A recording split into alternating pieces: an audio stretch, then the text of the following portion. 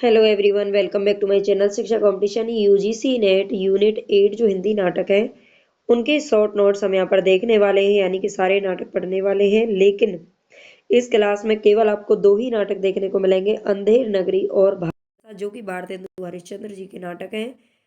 और इनके देखो अगर अभी तक आपने इनको पढ़ा नहीं है या छुआ भी नहीं है इन यूनिट्स को, ठीक है, जो गद्य विधाएं हैं और नाटक है, निबंध, अगर आपने अभी नहीं पढ़ा है तो देखो 8 जनवरी को हिंदी का एग्ज़ाम होना है। यूजीसी नेट के लिए बात कर रही हूँ मैं। यूजीसी नेट का पेपर है जो हिंदी का 8 जनवरी को होगा। और 8 जनवरी से पहले इसका हिसाब से आप मान के चलिए, एवरेज आपके पास 15 दिन है। और इन 15 दिन में अगर आप पूरा थ्योरी पढ़ेंगे तो समझ में नहीं आएगा, लेकिन हाँ, शॉर्ट नोट के जरिए आप चीज़ों को अच्छे से याद रख सकते हैं। तो इसीलिए मैं ये क्लास है, आपको वैसे पीवाईक्यू सीरीज़ तो आपको मिलेगी ही, ठीक है, लेकिन ये थोड़ा सा मैं इसलिए करवा रही हूँ क्योंकि बच्चे, मुझे लगता है, इसी को अभी पसंद कर रहे हैं। और अभी उन्हें पीवाईक्यू तो जब ही करेंगे जब उनके पास थ्योरी का मैटर पूरा होगा या उन्होंने पढ़ लिया होगा। ठीक है, बिना देरी किए मैं चलती हूँ आगे। तो अंधेर नगरी के बारे में पढ़ेंगे, आप क्लास देख लीजिएगा, पूरी देखना, क्लास आपके काम की है। इसका जो प्रकाशन वर्ष है, अंधेर नगरी भारतेंदु हरिश्चंद्र जी का नाटक है। इसका प्रकाशन वर्ष है 1881 ईस्वी। ये 6 अंकों में विभक्त नाटक है, प्रहसन शैली में लिखा गया है। ठीक है, इसमें तत्कालीन समय में सत्ता की विसंगतियां, मूर्खता और उससे उपजी परिस्थितियों का व्यंग्यात्मक चित्रण किया गया है। तो विषय वस्तु आपको जरूर याद रखनी है किसी भी नाटक की या किसी भी गद्य विधा की, कि उस लिए हर किसी गद्य विधा को लिखने के पीछे कहीं ना कहीं कोई ना कोई रीजन होता है, कोई ना कोई एक ठोस कारण होता है कि उसको क्यों लिखा गया है। तो ये जरूरी होता है आपके लिए जानना। जब ये लिखा गया था 1881 ईस्वी में, उस समय की जो सत्ता सत्ता यानी कि अंग्रेजों का शासन था, तो सत्ता की विसंगतियां, मूर्खता और उनके जो भी परिस्थितियां उस टाइम की थी, उन पर व्यंग्यात्मक चित्रण इस नाटक के माध्यम से भारतेंदु जी ने किया है। आगे देखते हैं। जो नाटक है भारतेंदु हरिश्चंद्र द्वारा केवल एक दिन में रचा गया था। ठीक है, केवल एक दिन में इस नाटक को रचा गया था, पूछा जा सकता है। और उसी दिन, जिस दिन इसको लिखा गया, उसी दिन दशा अश्वमेध घाट पर इसको खेला भी गया था। भारतेंदु ने एक जमींदार को लक्ष्य करके, बहुत ही इंपॉर्टेंट है, जमींदार को लक्ष्य करके उसे सुधारने के लिए नाटक रचा था। भारतेंदु ने इसे खुद प्रहसन कहा है। मनोरंजन को आधार बनाकर तात्कालिक व्यवस्था पर कड़ा प्रहार, इंपॉर्टेंट है, याद रख लेना। जो इंपॉर्टेंट लाइन है वही मैंने यहाँ पर रखी है, बिल्कुल एकदम शॉर्ट नोट के जरिए। जैसे कि हमारी कुछ बुक्स आती हैं, बिल्कुल एकदम शॉर्ट उनमें लिखा रहता है, वैसे ही ये नोट्स आपको मिलेंगे। मनोरंजन को आधार बना करके तात्कालिक व्यवस्था पर कड़ा प्रहार इस नाटक के माध्यम से किया गया है। नाटक में शासक की भ्रष्टता, धार्मिक विसंगतियां, हिंदुस्तान की कमियों की तरफ ध्यान इंगित किया गया है। इसमें लालच को छोड़कर ज्ञानी एवं समझदार बनने की नसीहत भी दी गई है। इस नाटक में आदर्शहीनता, अनैतिकता और मानसिक गुलामी का खाका खींचते हुए असत्य पर सत्य की विजय दिखलाई गई है। भारतेंदु ने इस नाटक में कई गीत एवं नीति वचन भी लिखे हैं। ठीक है, भारतेंदु जी ने इस नाटक में क्या लिखा है, कई गीत और नीति वचन रखे हैं। हलवाई वाले, ये कहा जाता है कि भारतेंदु के जो नाटक थे उन पर पारसी थिएटर का प्रभाव था। तो वो इस नाटक में ऐसा क्यों लगता है कि हलवाई वाले प्रकरण की तुकबंदी को देखकर ऐसा लगता है कि उन पर यानी कि भारतेंदु जी के ऊपर पारसी थिएटर का थोड़ा प्रभाव है। इस नाटक में कुल 6 अंक है, जो कि हम ऊपर देख चुके हैं। सबसे जो पहला अंक है वो है बाह्य प्रांत। ठीक है, जो पहला अंक है वो कौन सा है, बाह्य प्रांत को दिखाया गया है, मतलब नगर से बाहर का जो क्षेत्र है उसको दिखाया गया है। इसमें कौन कौन होते हैं, एक तो महंत होता है, महंत यानी कि गुरु भी कह सकते हैं उनको, और उसके दो शिष्य हैं, नारायण दास और गोवर्धन दास। शिष्यों के नाम याद रख लेना। महंत के दो शिष्य हैं, नारायण दास और गोवर्धन दास, ये प्रस्तुत होते हैं। महंत जो है वो भिक्षा मांगने के क्रम में अपने दोनों शिष्यों को अधिक लोभ ना करने का उपदेश देते हैं। जो इसके अंदर जो महंत होते हैं वो बाह्य प्रांत में नगर में भिक्षा मांगने के लिए अपने दोनों शिष्यों को भेजते हैं और उनसे कहते हैं कि हमें जितना मिल जाए उतने में ही संतोष कर लेना चाहिए, हमें ज़्यादा का लोभ लालच नहीं करना है। इस प्रकार से वो उपदेश देते हैं, अपने दोनों शिष्यों को समझा रहे होते हैं। फिर दूसरा अंक आता है बाजार का, यानी कि उनके जो दोनों शिष्य हैं वो बाजार में पहुंच जाते हैं। बाजार के इस दृश्य में कबाब वाला, नारंगी वाला, घासीराम बाजार में तो आप जानते हो सभी होते हैं, हलवाई, कुंजड़िन, सरजी वाली यानी कि सब्जी वाली है वो, मुगल, मेवा वाला, मछली वाला, साहित्य वाला, ब्राह्मण है, बनिया जैसे पात्र आदि अपना सौदा बेचते रहते हैं। यानी कि अपना सभी दुकानदार हैं या फेरी वाले हैं या जो भी हैं, है ना, रेडी वाले कुछ भी कह सकते हैं उनको, वो सब बाजार में अपना अपना सामान बेच रहे होते हैं। तो इस अंक में ही यानी कि यहाँ पर हमारा सेकंड अंक चल रहा है। दूसरा अंक में दूसरे अंक में ही भारतेंदु जी ने हिंदुस्तान की कमी को कुजड़िन के माध्यम से, जो सब्जी वाली है जो सब्जी वाली है उसके माध्यम से कहलवाया है। हिंदुस्तान का मेवा फूट और बैर क्या कहलवाया है, मतलब कुजड़िन चिल्ला चिल्ला करके कह रही है हिंदुस्तान का मेवा फूट और बैर। उस टाइम आप जानते ही हैं, उस टाइम अंग्रेजों का शासन था, तो उन पर कहीं ना कहीं जो लेखक होते थे, जो कवि होते थे, वो अपनी कविताओं के जरिए, अपने विधाओं के जरिए शासन पर क्या करते रहते थे, आक्रमण करते ही रहते थे, है ना, भले ही वो सफल हो या ना हो। तो हिंदुस्तान का मेवा फूट और बैर, ये कुजड़िन के माध्यम से कहलवाया है, ये नाम इनका याद रख लेना। ब्राह्मण का अपनी जात बेचना, धर्म एवं कर्म से विहीन हो जाना भी इसी अंक में दर्शाया गया है। यानी कि दूसरे अंक में ही ब्राह्मण का अपनी जात बेचना, धर्म एवं कर्म से विहीन हो जाना भी दर्शाया है। पाचक वाले के द्वारा, पाचक वाले के माध्यम से, पाचक वाला क्या होता है, जो चूरन वगैरह बेचते हैं पाचक वाला अपना चूरन बेच रहा है और वो देश में, पाचक वाले के जरिए देश में व्याप्त भ्रष्टता उजागर होती है। वो कहता है कि साहब लोग जो चूरन खाता सारा हिंद हजम कर जाता, साहब लोग जो चूरन खाता सारा हिंद हजम कर जाता। ये कौन कह रहा होता है, तो ये पाचक वाले के माध्यम से कहा गया है, क्योंकि जो चूरन बेचेगा वही है, वही इस बात को कहेगा, चूरन अपना बेच रहा है वो, ये गा गा करके, ठीक है। तो ये दूसरे अंक में ये पंक्तियां आई हैं, इसको याद रख लेना। ये पंक्तियां किसके द्वारा कहलवाई गई हैं, पाचक वाले के द्वारा कहलवाई गई हैं। अपनी जात कौन किसने बेची है, तो ब्राह्मण ने बेच दी है। कुजड़िन के माध्यम से हिंदुस्तान का मेवा फूट और बैर बताया गया है। ये सारे इंपॉर्टेंट छोटे छोटे नोट्स हैं, इनको जरूर आप याद रख लीजिएगा। तीसरा अंक है यहाँ पर जंगल। अगर आपको क्लास पसंद आ रही है, इसी तरह के नोट्स आपको सारी उपन्यास और कहानियों के इसी तरह के नोट्स बहुत अच्छी वे में मैं पढ़ा चुकी हूँ, उनको आप प्लेलिस्ट में जा कर के देख सकते हैं, ठीक है। और कविताओं के भी मैंने भाई क्या है कि आज बहुत तेज मतलब खांसी जुकाम मुझे हो रहा है ना, तो थोड़ा सा एडजस्ट कर लीजिएगा प्लीज़। और चलते हैं, क्या करते हैं, इतनी मेहनत करनी पड़ती है और ठीक से थोड़ा खाने पीने का, एक्सरसाइज का थोड़ा सा ध्यान इस टाइम कम है ना, कुछ दिनों से, मतलब साल भर से जब से इस पर मेहनत करनी शुरू की है बहुत ही ज़्यादा, तो इसीलिए बार बार थोड़ी सी परेशानी बन जाती है। चलो कोई नहीं, आगे हम ध्यान देंगे। और तीसरा जो अंक आता है वो जंगल। अगर क्लास पसंद आती है तो आप मुझे कमेंट करके ज़रूर बताना कि इसी तरह के नोट्स आपको आगे की जो गद्य विधाएँ हैं उन पर चाहिए, या फिर आपको PYQ पढ़ने हैं। मतलब मैं ये कराने का सोच रही, तो नाटक तो मैं पूरे ही कराऊंगी जब मैंने मतलब एक बार फैसला कर लिया है, और मैं ये 3-4 दिनों में ही आपको कंप्लीट करा दूंगी। वैसे मैं आज जयशंकर प्रसाद के भी इसमें सोच रही थी ले लूँ, लेकिन क्या है कि गला खराब है, इतना बोला नहीं जाएगा। तो तीसरा अंक आता है जंगल का। गोवर्धन दास 7 पैसे में, कितने पैसे में मिठाई खरीदता है गोवर्धन दास, तो 7 पैसे में कितने और कितनी खरीदता है, 2.5 किलो मिठाई, यानी कि 2.5 सेर, ये आप समझते होंगे। 1 मिनट भाई, कहाँ जा रहा है ना, 2.5 kg वो क्या खरीदता है, मिठाई खरीदता है 7 पैसे में। और उन मिठाइयों को लेकर बड़ा खुश होकर के गुरुजी के पास जाता है, और जब गुरुजी से मिलता है तो वे उनको जा कर के मतलब खुश होकर बताता है कि मैंने 7 पैसे में मिठाई खरीदी है 2.5 किलो। तो गोवर्धन, जो उसके महंत हैं, जो गोवर्धन दास के जो गुरु हैं महंत, वो पूछते हैं कि बच्चा किस धर्मात्मा की कृपा हुई, है ना, किस धर्मात्मा की कृपा हुई जो इन्होंने इतने कम पैसे में इतनी सारी मिठाइयाँ दे दी। तो गोवर्धन दास टके शेर वाली दास्तान सुनाता है, ठीक है, टके शेर वाली दास्तान सुनाता है, जिसे सुनकर गुरुजी को नगर के बारे में क्या होती है, आशंका होती है, और वे अंधेर नगरी छोड़कर चलने को कहते हैं। वो कहते हैं कि अब हम इस नगरी में नहीं रहेंगे, यहाँ अंधेर नगरी चौपट राजा वाली कहानी सिद्ध हो रही है।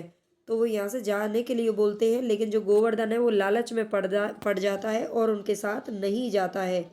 जबकि जो दूसरा शिष्य है और महंत है वो वहाँ से चले जाते हैं। फिर चौथा अंक आता है राजसभा का। राजसभा में क्या होता है कि इस अंक में पिनक, पिनक यानी कि दरबार, पिनक बोलते हैं दरबार को। दरबार में बैठा है एक राजा और एक फरियादी आया है, उसकी बकरी मर गई है। फरियादी की क्या मर गई है? बकरी। और बकरी मर जाती है तो सीधी सी बात है, देखो राजा के पास आया है अपनी फरियाद लेकर के कि महाजन मेरी बकरी मर गई है और इस तरह से आप मुझे न्याय दिलाइए, है ना। इस तरह से वो बात करता है। और तो क्या करता है जो राजा है ना, वो जब न्याय करने बैठता है तो वो पहले कल्लू बनिया को फांसी की सज़ा सुनाता है, फिर कारीगर चूने वाले को, फिर बिस्ती को, फिर गडरिया को, और अंत में अपने कोतवाल को ही फांसी का दंड दे देता है। लेकिन सबसे लास्ट में मतलब अच्छा यहाँ पर वो क्या करता है, फांसी की सज़ा उसको सुना देता है अपने कोतवाल को। अब क्यों सुनाता है, इसके पीछे थोड़ी सी कहानी है। कैसे कि मतलब जो बकरी मरती है ना, वो क्यों मरती है, पहले वो कल्लू बनिया से पूछताछ करता है। कल्लू बनिया कहता है मतलब कारीगर चूने वाले की गलती है। इस तरह से एक दूसरे की गलती उसमें निकलती जाती है। कोतवाल जो होता है उसकी वहाँ से सवारी निकल रही होती है, और सवारी निकलने की वजह से ही गडरी या भिस्ती, कारीगर चूने वाला सबको अपनी अपनी जगह छोड़नी पड़ती है। इस तरह से भीड़ भाड़ में वो बकरी मर जाती है। ठीक है, लंबी कहानी है लेकिन मैं आपको इतना ही बताऊंगी क्योंकि जो क्वेश्चन आएंगे वो आपको यहीं से पूछे जाएंगे। फांसी का दंड दे देता है वो अपने कोतवाल को ही, क्योंकि कोतवाल की सवारी निकल रही थी, इस कारण बकरी दब करके मर गई थी। ये नाटक का सबसे रोचक अंग है ना। पांचवा अंक जो आता है वो अरण्य का आता है। अरण्य जंगल को बोलते हैं वैसे तो, है ना। पांचवा अंक अरण्य का आता है। इस अंक में क्या होता है, मतलब जब उसे देखो कोतवाल को जब फांसी की सज़ा सुना दी जाती है और उसे जब फांसी पर लटकाया जाता है तो उसकी जो गर्दन है वो फांसी के फंदे में फिट नहीं हो रही है। और उसकी गर्दन अगर फिट नहीं हो रही है तो अब फांसी किसको दी जाए। अब राजा चिंतित हो जाता है, तो वो कहता है कि किसी ऐसे इंसान को ढूंढ के लाओ जिसकी गर्दन इस फांसी के फंदे में फिट हो जाए।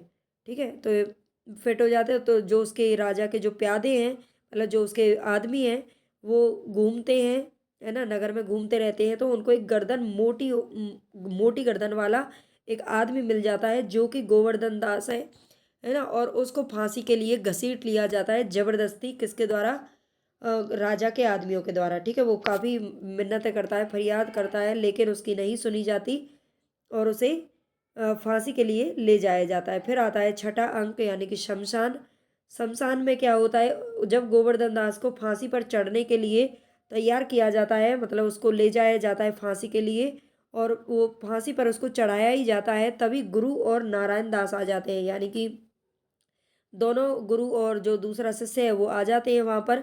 और वहाँ पर क्या करता है जो गुरु है वो अपनी चतुर बुद्धि के द्वारा, है ना, चतुर बुद्धि के द्वारा क्या करता है, बैकुंठ जाने की वो कहता है कि अगर जो भी इस फांसी पर चढ़ेगा वो तो सीधा बैकुंठ जाएगा। सीधा बैकुंठ जाएगा। तो ये बात सुनकर के ना वो सबको फांसी पर चढ़ने के लिए क्या कर देता है, उत्साहित कर देता है। और अंत में राजा क्या करता है, बैकुंठ जाने की इच्छा से स्वयं ही फांसी पर चढ़ जाता है। ठीक है, तो आप समझ सकते हैं, आप यहाँ पर कौन से क्वेश्चन यहाँ पर बन सकते हैं वो आप अच्छे से याद कर लीजिएगा।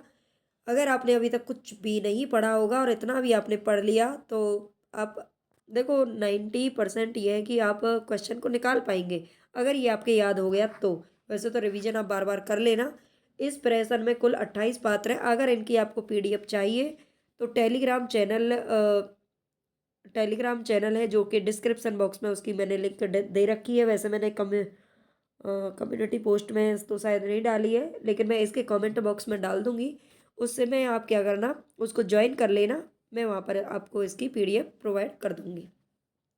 ठीक है, इस प्रेशन में कुल 28 पात्र। 28 पात्र कौन कौन से हैं वो सारे हम नोट्स में पढ़ चुके हैं, तो मैं उनको अलग से नहीं करवाया है मैंने। ठीक है, प्रमुख उद्धरण थोड़ा सा देख लेते हैं। प्रथम अंक जब बाह्य प्रांत है उसमें महंत नारायण दास और गोवर्धन दास आते हैं।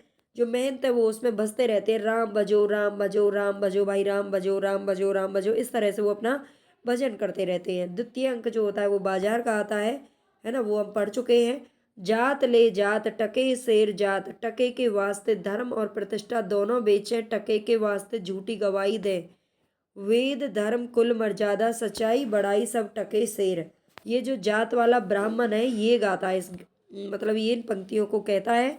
ठीक है, जात ले जात टके शेर जात, तो इन पंक्तियों को आप याद रख लेना। यहाँ से क्वेश्चन 2-3 बार, ये वाला क्वेश्चन है ना कई बार पूछा जा चुका है, इसको याद रख लेना, इंपॉर्टेंट है। जात ले जात टके शेर जात टके के वास्ते, ये किसके द्वारा कहा गया है? जात वाला ब्राह्मण के द्वारा। और किस नाटक से लिया गया है? अंधेर नगरी से लिया गया है। ये भी पूछा जा सकता है किस नाटककार की ये पंक्तियां हैं, तो भारतेंदु हरिश्चंद्र की है। अंधेर नगरी चौपट राजा टके शेर भाजी टके शेर गाजा, ये कौन कहता है? तो गोवर्धन दास। ठीक है, ये वाली जो पंक्तियां हैं, द्वितीय अंक बाजार में जब उसे मिठाई मिल जाती है तब ये वाली बात कहता है।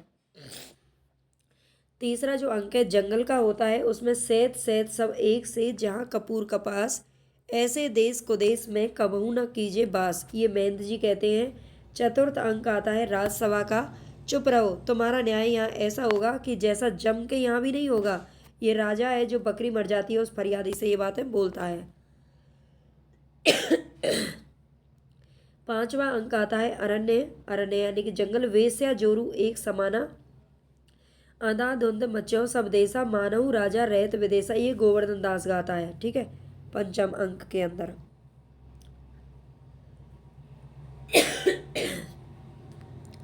छठा अंक आता है शमशान का, जहाँ न धर्म न बुद्धि नहीं, नीति न सुजन समाज, ते ऐसा ही आपहु न सही जैसे चौपट राज, ये महंत गाते हैं।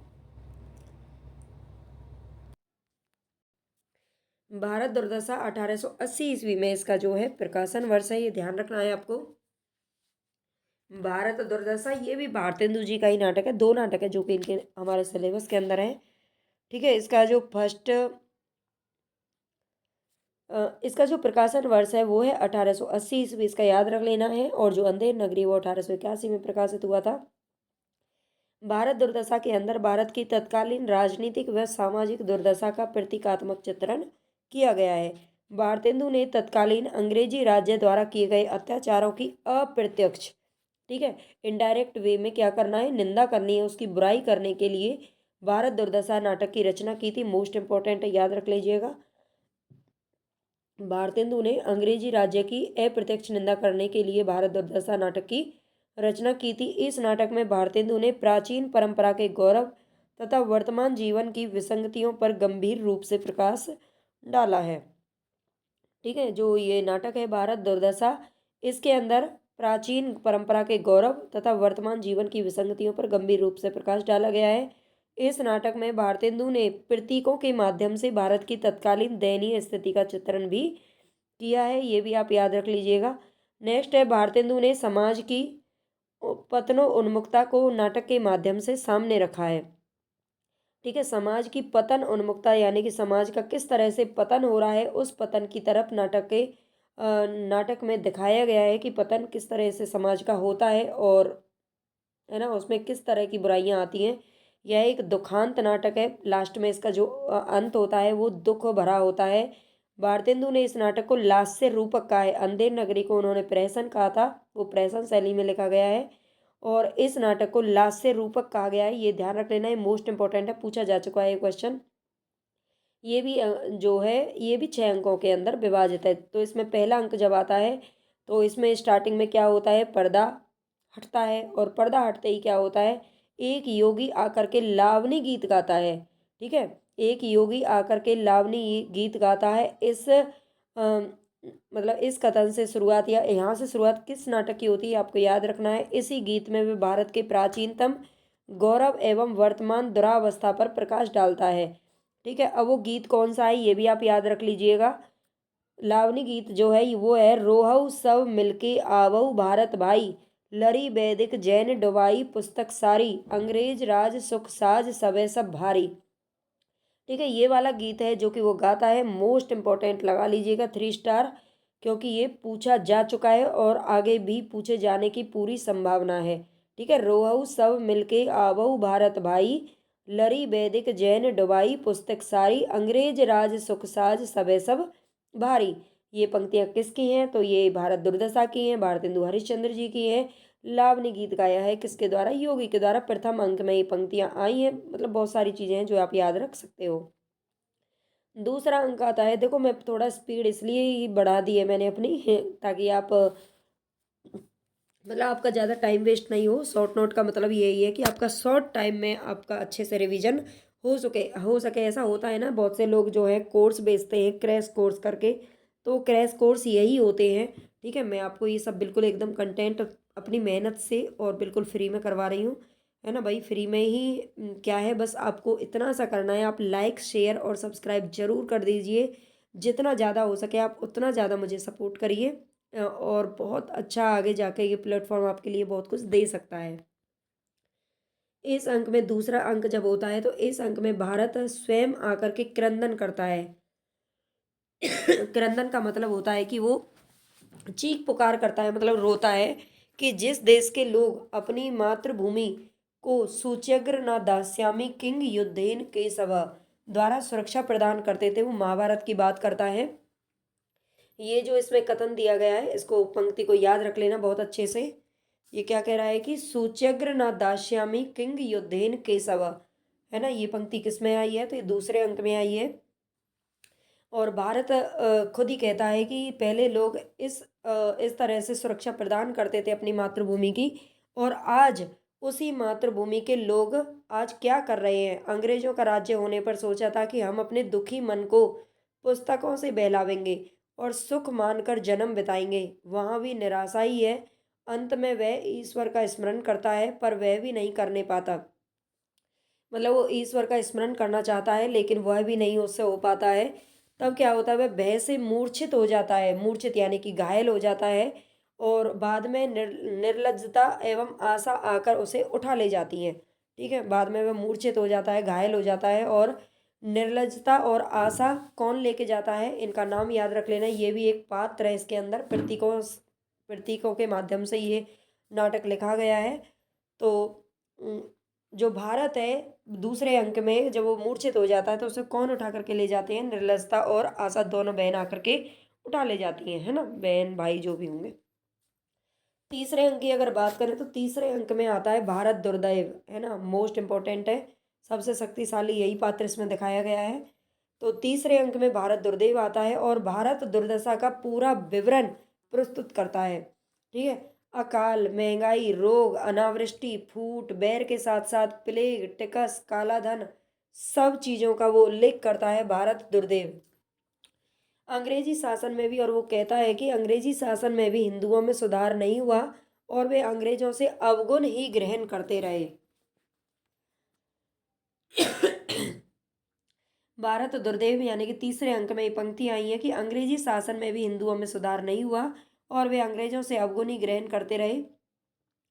आज भी प्राय 95% हिंदू निरक्षर हैं, निरक्षर यानी कि अनपढ़ हैं, और जो पढ़े लिखे हैं उनमें कुछ ही सुशिक्षित हैं, मतलब जो साक्षर है ना उनमें भी बस कुछ ही साक्षर है, मतलब बहुत लोग पढ़ तो लिए लेकिन पढ़ने लिखने के बावजूद भी वो समझदार नहीं है या तो, और या फिर अपने देश के लिए कुछ सोच नहीं सकते हैं।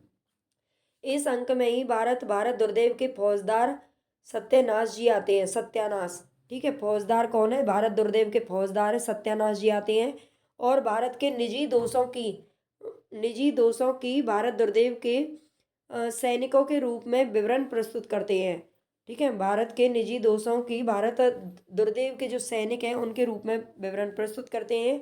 धर्म की आड़ में भारत की जो दुर्दशा हुई है उसके बारे में वो बताते हैं। लोग वेदांत का अध्ययन करके तो महाज्ञानी बन जाते हैं परंतु स्वदेश की चिंता ही छोड़ देते हैं। तीसरे अंक में ये कहा गया है कि लोग वेदांत का अध्ययन करके महाज्ञानी तो बन जाते हैं लेकिन अपने देश की चिंता बिल्कुल छोड़ देते हैं, महाज्ञानी बनने के बाद तो बिल्कुल ही छोड़ देते हैं। चौथा अंक आता है, इस अंक में जो भारत दुर्दैव है, तीसरे अंक में तो वो खुद आता है, जब चौथा अंक आता है तो भारत दुर्दैव अपने कुछ सैनिकों को भेजता है, और उसके सैनिक कौन कौन कौन से हैं, रोग 1, आलस्य 2, मदिरा 3 और अंधकार 4। मैं इसलिए ये नंबर डाल रही हूँ क्योंकि ये क्वेश्चन पहले पूछा जा चुका है और इसमें ये पूछा गया था कि चौथे अंक में रोग, आलस्य, मदिरा और अंधकार भारत दुर्दैव इनको भारत भेजता है तो किस क्रम से भेजता है, इनका क्रम पूछा जाता है। तो पहले नंबर पर रोग आता है तो फिर आलस्य उसके पीछे पीछे आ जाता है, फिर मदिरा पीने लग जाते हैं और फिर अंधकार ही अंधकार छा जाता है, ठीक है। तो इस तरह से आप इनको याद रख लीजिएगा क्रम से। रोग यहाँ के लोगों पर अट्टहास करते हुए कहता है कि यहाँ के लोग रोग की दवा न करवाकर झाड़ फूंक में ही प्राण खो देते हैं। ठीक है, ये बात किसके द्वारा कही गई है? तो चौथे अंक में रोग के द्वारा कही गई है। वो कहते हैं जब यहाँ पर किसी को रोग होता है, कोई बीमारी होती है, तो लोग झाड़ फूंक में ही प्राण खो देते हैं, है ना, मर जाते हैं, लेकिन डॉक्टर के यहाँ पर नहीं जाते, है ना। वो उन्हें ये लगता है कि ऐसा हो गया, वैसा हो गया, ये भूत आ गया, वो प्रेत आ गया, है ना। तो इस तरह से ऐसा तो आज भी है, और मुझे तो लगता है जितने ज़्यादा लोग पढ़ लिख रहे हैं ना, उतना ही ज़्यादा और भी बहुत ज़्यादा ये चीज़ें बढ़ती जा रही हैं दिन पर दिन। यहाँ के लोग रोग की दवा न करवाकर झाड़ फूक में ही हो गया। उसी प्रकार यहाँ पर अफीमची, मदकची और आलसी लोगों की कमी नहीं है। अज्ञान रूपी अंधकार ने भारत को चारों तरफ से घेर लिया है।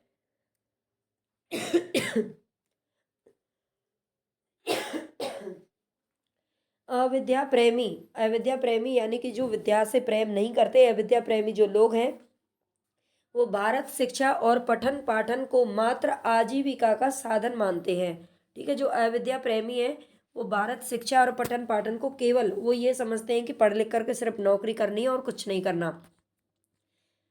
तो और दुनिया में हाथ पैर हिलाना नहीं अच्छा, मर जाना पे उठ के जाना नहीं अच्छा। आलस्य के द्वारा ये गीत गाया गया है, इसको याद रख लेना। ठीक है, ये PYQ भी है, पूछा जा चुका है, यहीं से PYQ बनते हैं और कहीं और से थोड़ी ना आते हैं।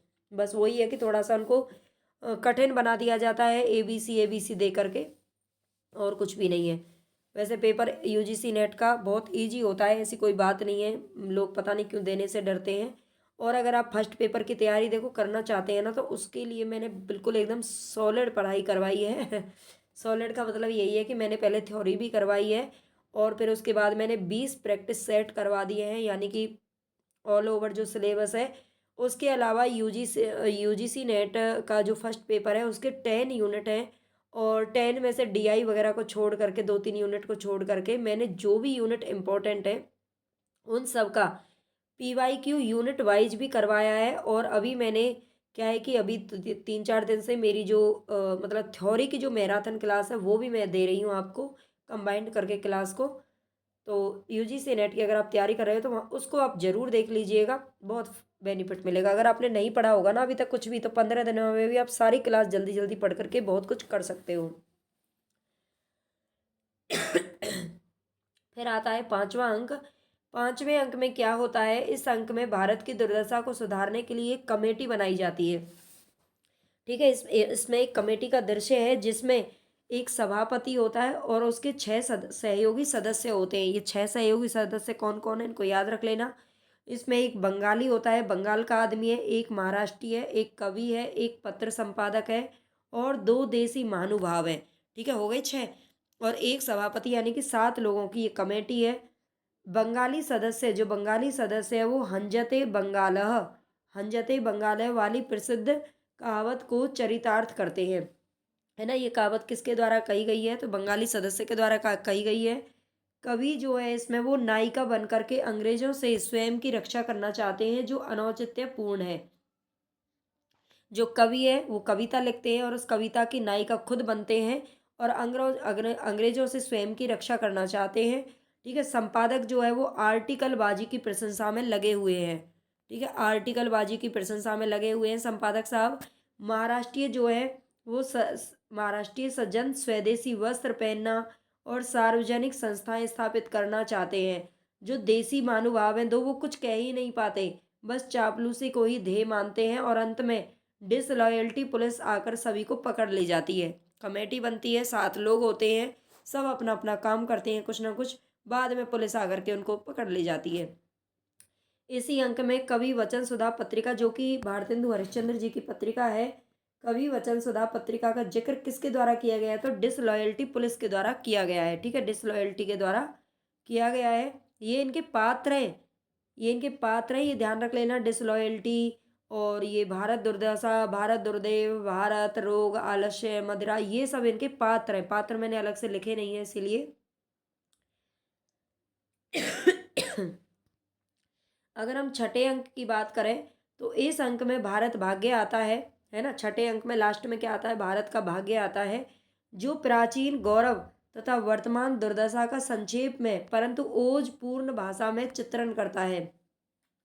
संक्षेप में वर्णन करता है, लेकिन उसकी जो भाषा है ना वो बहुत ही क्या है, एकदम तीखी है। और कह सकते हैं जो वीर वीर भाषा है उसकी, ठीक है, ओजपूर्ण वीर रस के लिए प्रयुक्त होता है।